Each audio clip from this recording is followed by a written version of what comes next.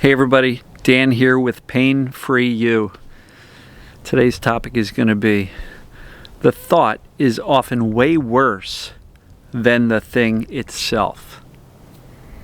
So I'll get to that in a minute, but I'm going to enjoy a little bit of sunshine on my face, a little bit of a cool breeze, but it's pretty nice. Breathe with me.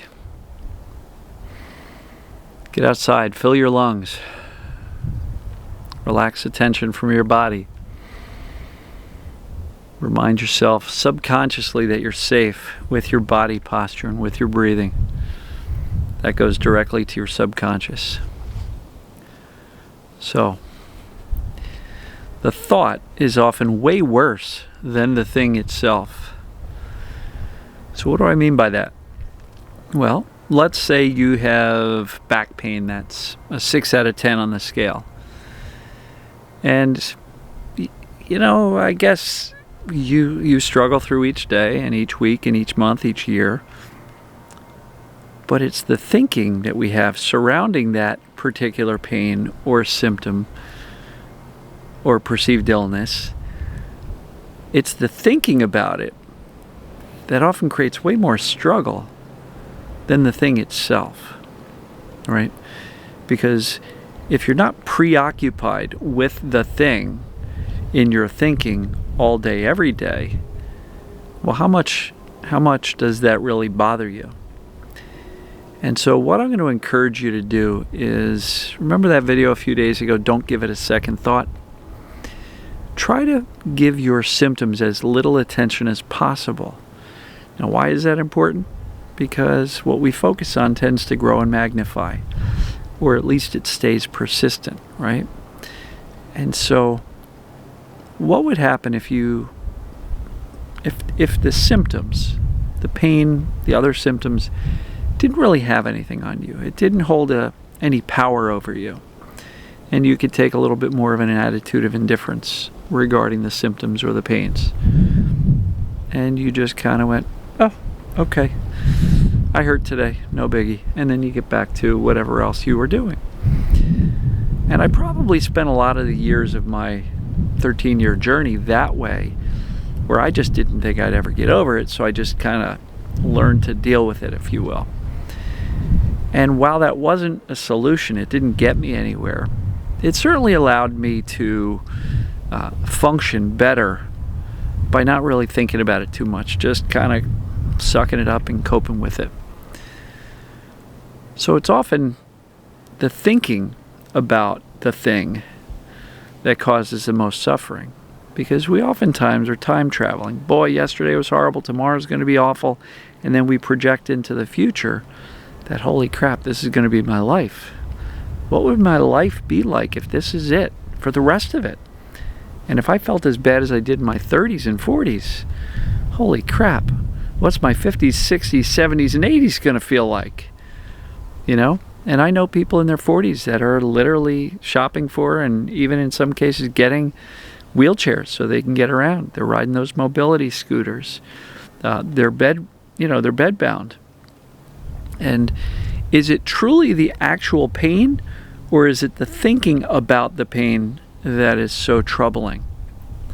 Because how much of our time is spent thinking about how much it's going to hurt when we go to do this?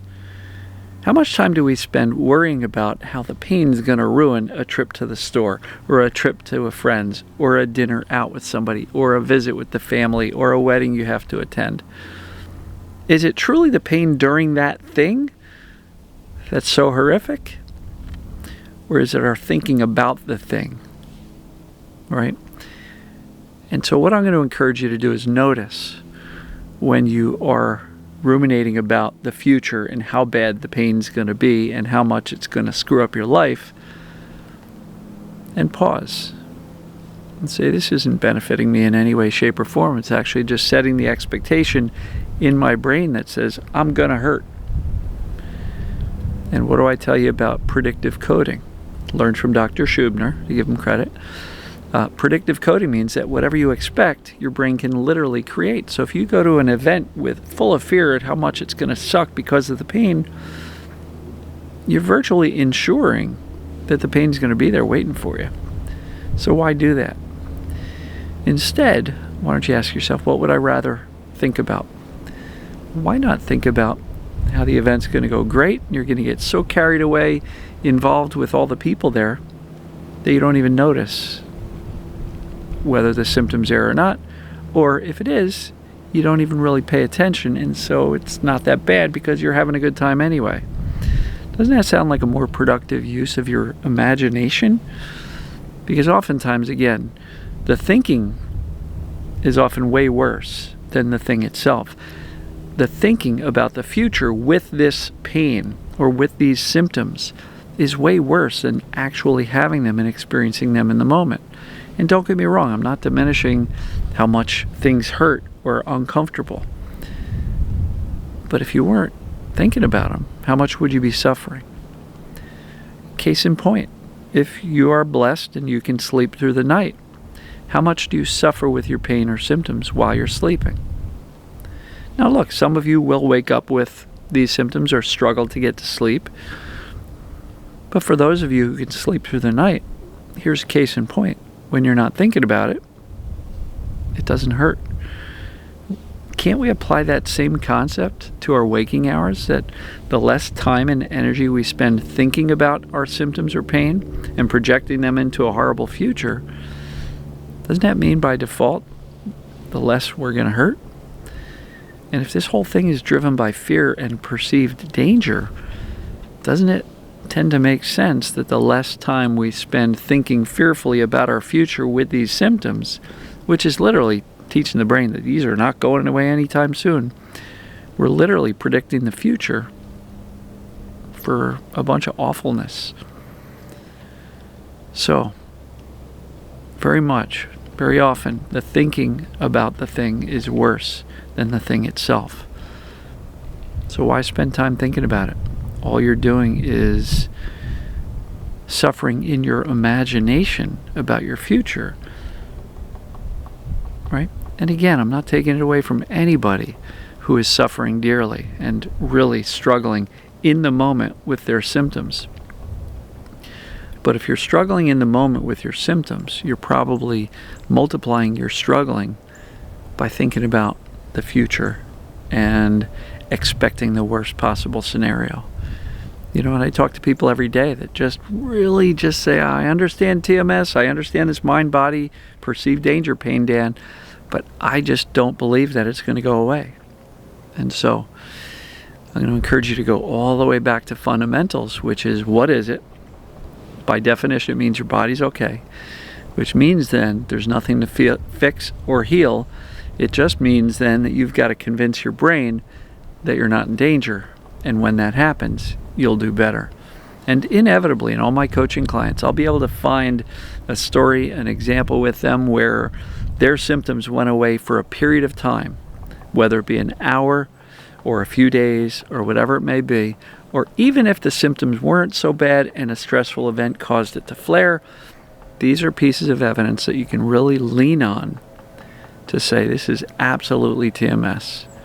And if you're fortunate and you've had your symptoms lessen or go away, even for a short period of time, 5 minutes even, that's proof it can go away entirely, because that's also proof that your body's not the problem, because structural problems don't take vacations, not even for 5 minutes. So, your brain's creating the symptoms through perceived danger, and the symptoms are nothing more than a warning signal that the brain perceives that you're doing something you shouldn't be doing, something dangerous.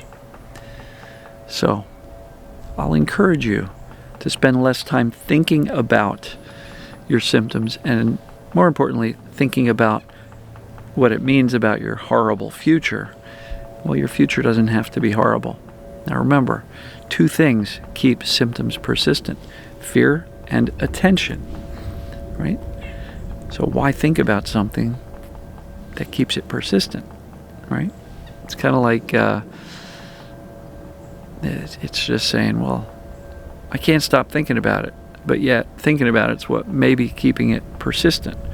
But I'm afraid of it, of course. That's why we use accurate knowledge to dial down the fear, right? So I hope this stuff makes sense. I'm going to wrap it up. I appreciate you guys and gals. I love you guys and gals.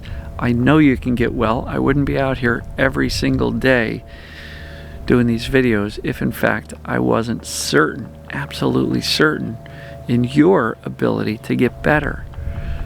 Right? If you want some help, painfreeyou.com/join. Check out the group. It's the best way to get the most amount of help for the least amount of money.